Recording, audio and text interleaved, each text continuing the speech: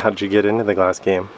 I started selling glass for studios in Colorado, and from a friend of mine that gave me the opportunity. He had a housemate and knew that I, as an artist, that I just never had the opportunity to get into glass, didn't know a way, and that opened the doors to get on the tour, so I earned my way to do that in 2005, and I started under a guy named Ryan Rosberg in Boulder, Colorado, at Chubby Glass Studios, and started from there. Do you remember what it felt like when you first worked with glass? Like, I hear people's stories, and can you even describe it? Was it love at first sight? At first it was super intimidating, just trying to get your muscle memory, but once it started to melt, I think that maybe that's what you're looking at. Like, once it started to liquefy, it just was like trying to nail Jello to the wall with a hammer and nail, and it took a moment. Yeah, it's really interesting. What was the first thing that you made? I think the first thing I made was a marble. I just gathered glass and see what I could do, just to keep it full circle. Did you kind of take to it right away, or no? Yeah, I felt like I did. I mean, obviously, the first couple times I exploded something, and I stuck it right in the flame too quick, and I think I picked it up right away. I seem to just have just an ability to understand what to do, like most of the amazing artists out there. What are the big changes that have happened in your life since maybe you started to now, in terms of your work and how it's received? I think taking the risk of getting out of doing production, which paid the bills and educated on techniques, and allowed me to work really hard to get to where I was, and taking that risk and making stuff that you didn't know if people were going to enjoy or like, and the appreciation of art right now at every level and every medium, every age and gender, whatever it is just unbelievable. And so I think it's all aligning the right way, and having faith in that somehow, even though you might not know where your next meal is at times, it teaches you so much, and that excites me. And I think that any of us are experiencing that, and we put that into the work we make. I think that resonance in the piece is, I think, why maybe somebody might be attracted to something I make. I put my soul into it, and I try to find the voice, the things that are even going on in my head that make sense or not make any sense. Some issues, some not issues, some imagination, some not, and it's being received.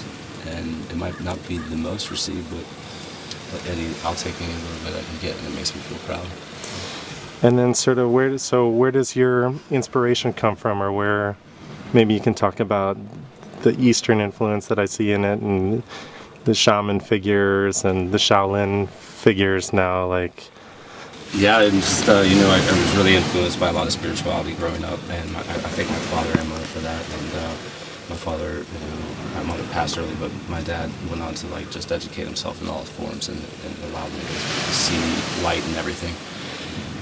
They had lived in Japan where I was conceived, and so my whole house was decorated like in Japanese stuff. We had to sit little tables and slippers and all that stuff growing up, and so that was an immediate influence. But the Native American stuff was also my own personal, and I really didn't know that or explore that till later in life. So it was kind of, you're so alone making stuff, and I was building my own tribe, and speaking through my own way, and just being able to have fun with it. It's nothing serious, but it's also to help people. These are medicines we're talking about putting into these things, and maybe they are dark or light in nature, depending on the artist, but their intentions are good, they're creative, and I think that that's another part of the medicine that makes it that much more special. So, yeah, and I've taken this monk series with the Kung Fu story and just paying homage to all that cool stuff that I enjoyed growing up, and then we got influenced by Wu-Tang and all of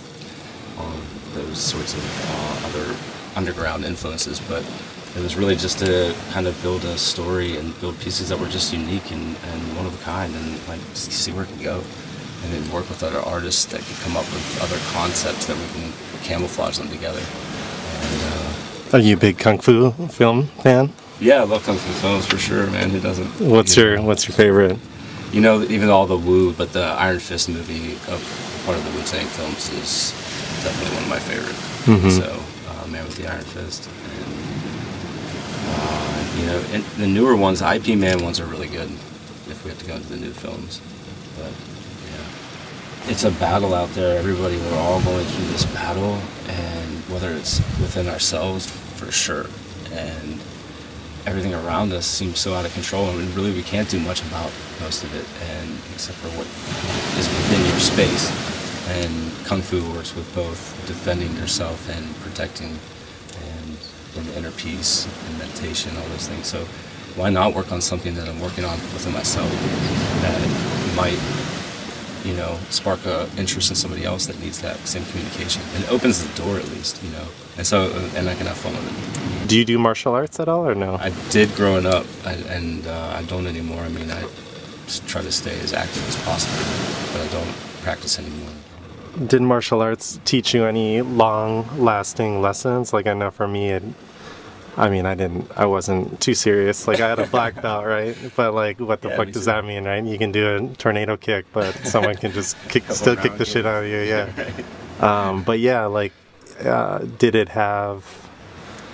Is there crossover with the things that you learned in martial arts with glass? Oh, absolutely. You know, discipline, respect, redundance, balance,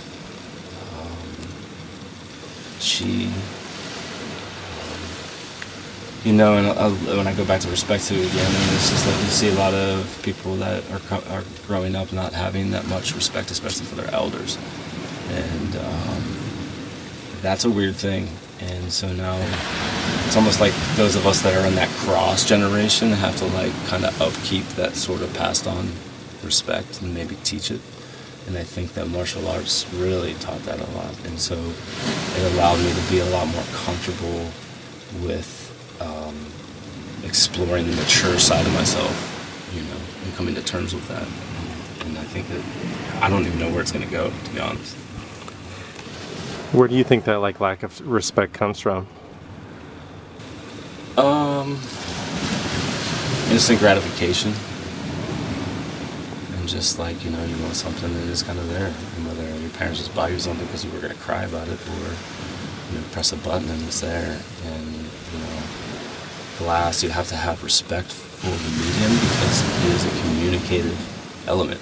It's silica. It is like going to be receptive to how you're talking to it, and that might not be through language of some sort, but and so that kids, you know, I say kids, but anybody coming up that doesn't have respect for people making a craft, or the fact that it's not instantly made, or they can't just instantly buy it, or, you know, instantly know the person made it, whatever it is. And then I just feel really bad for people that have lost that. You know? And what was the first pipe you ever got? I bought it at Grateful Dead show in 1995, and on the lot, and I just like, and I know how it was made now, and it's broken into pieces years ago, but I just was like, I gotta learn how to do this. How do I? And it seemed so unattainable. Did you name it? No, I didn't. Have you ever named a piece? I name them now, that's for sure. Yeah.